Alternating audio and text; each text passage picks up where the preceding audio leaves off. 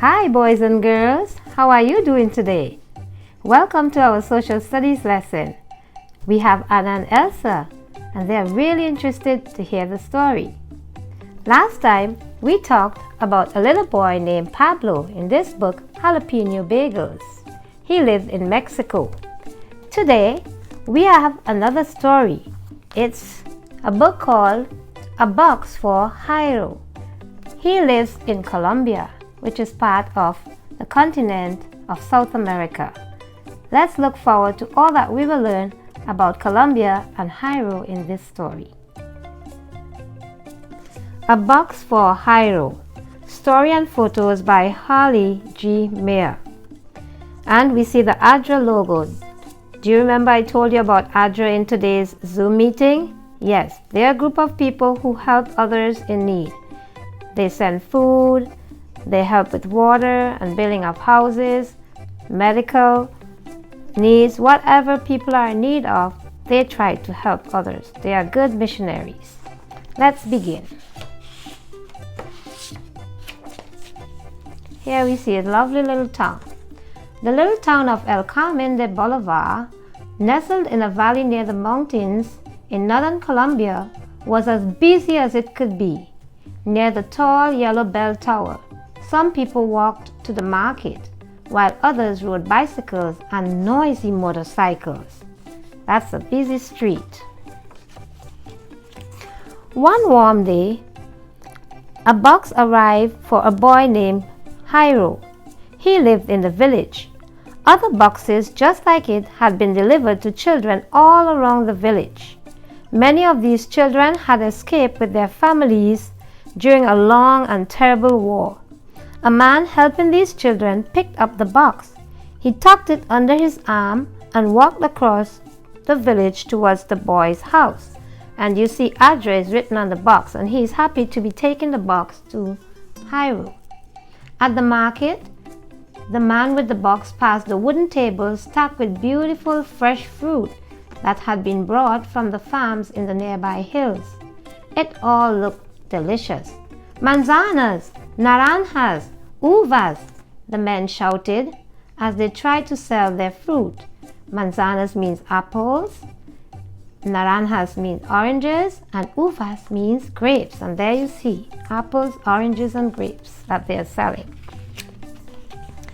On another street, a milkman on horseback stopped in front of a house. He scooped a pitcher of fresh milk from a heavy metal can and gave it to an elderly woman standing at the door.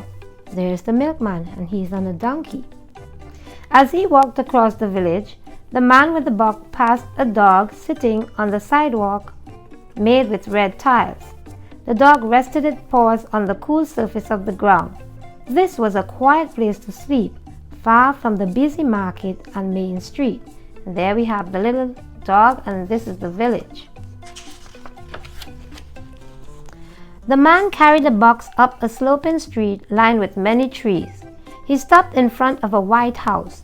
He knocked on the door and left the box with Jairo's mother. She placed the box on a table inside the house. What could be inside the box? She saw the name ADRA. "This is for you," Mom said when Jairo came home.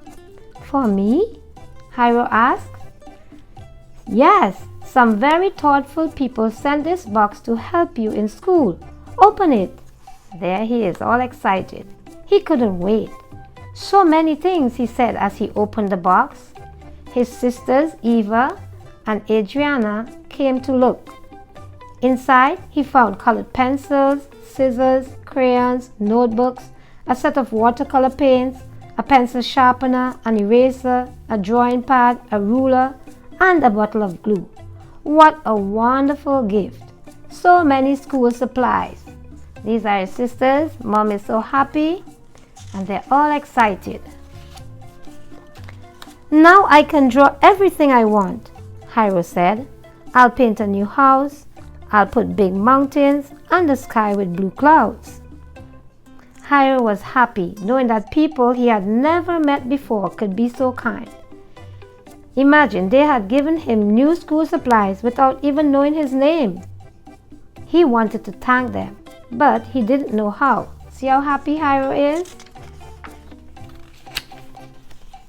You must take good care of your new supplies, said Mom.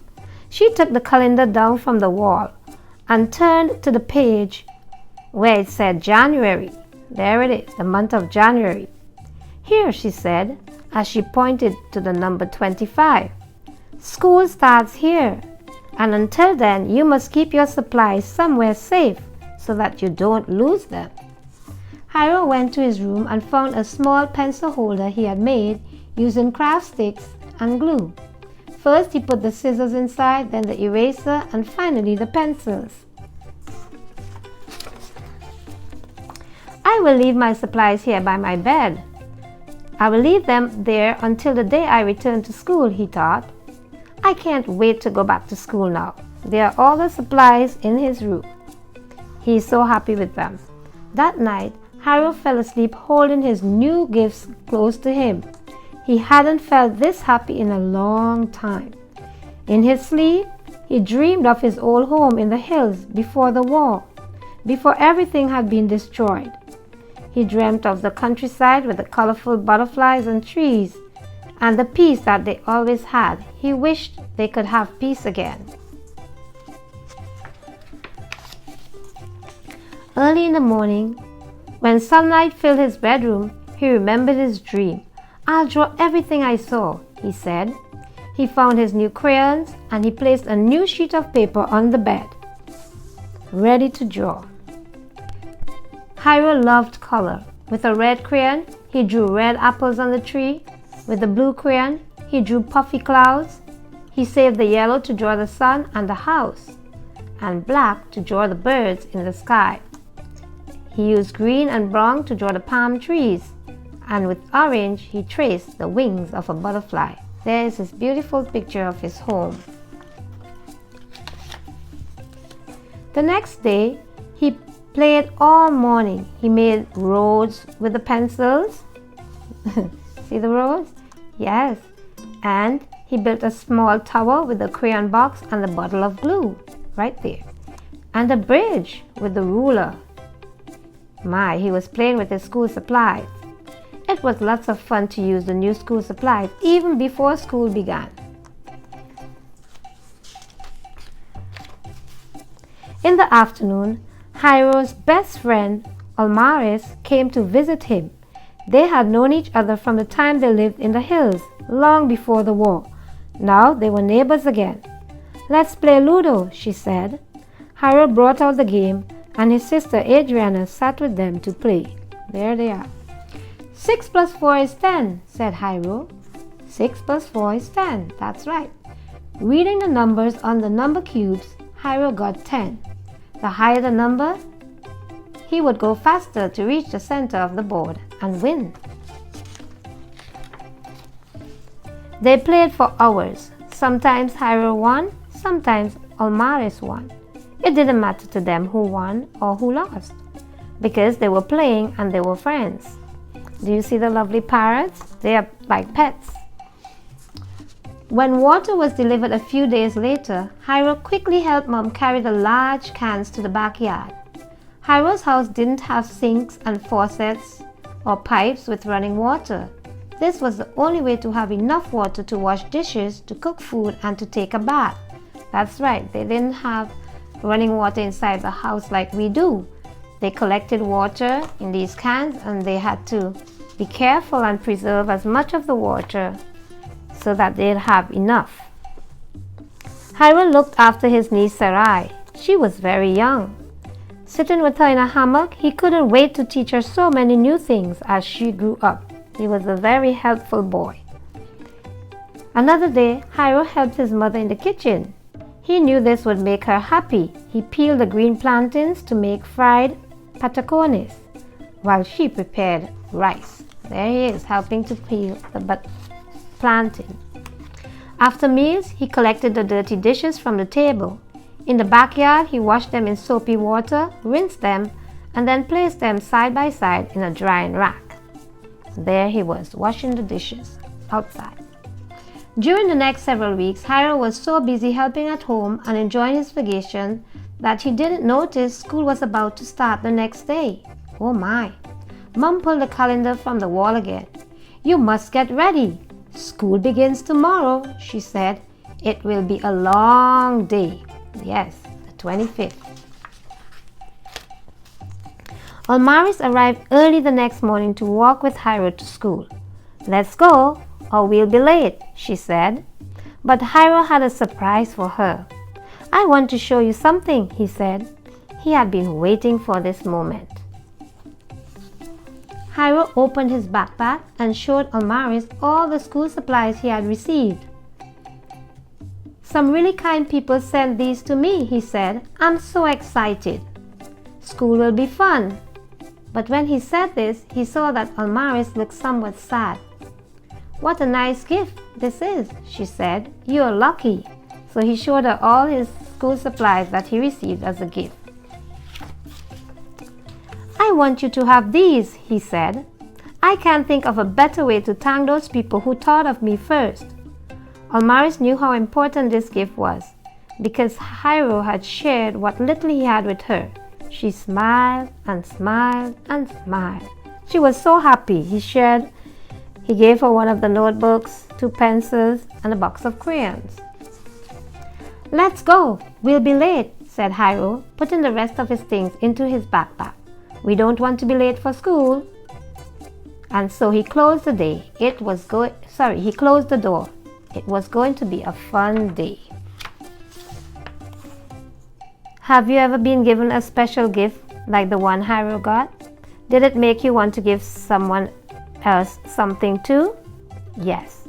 When we receive gifts, we can share, and we do like to share. Boys and girls, I know that you are so good at sharing.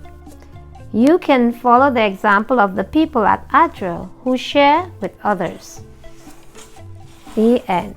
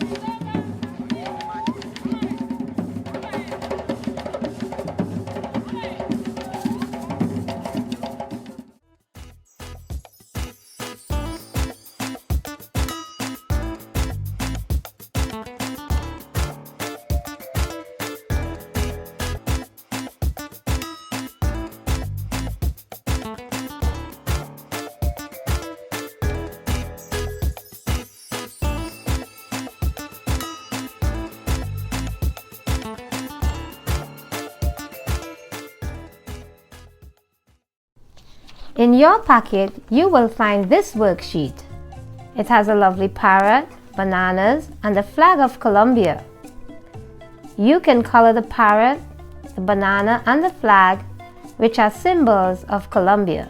Do your best work, write your name, and ensure that you put the lovely colors of the flag, yellow, blue, and red. Those are the colors of the Colombian flag. You also have this worksheet with the children who love to dance. They even dance on the streets of Colombia. Write a sentence about the picture, color the picture. Do your best work. Make sure you begin with an uppercase letter, end with a full stop, write your name. Boys and girls, it was wonderful, all that we learned about Colombia today. Continue to do all your best work, and I look forward to giving you a good grade. Bye!